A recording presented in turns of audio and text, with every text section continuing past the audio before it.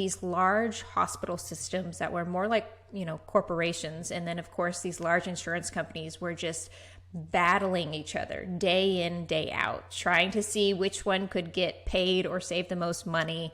And it's just like healthcare workers and patients were collateral damage in that.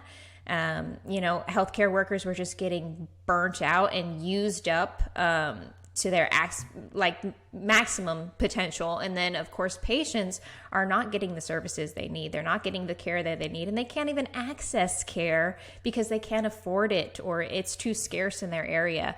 And I kind of just hit my breaking point with that. And I came home to my husband one day just bawling, and it was just like, I either need to change the system or get out of healthcare completely. And I know how wild of a statement that is, but I've got to at least try. And then once I fail at it, I'm going to go do something else, because I'll be like, I don't like this anymore. Like it's too taxing on me, physically and emotionally.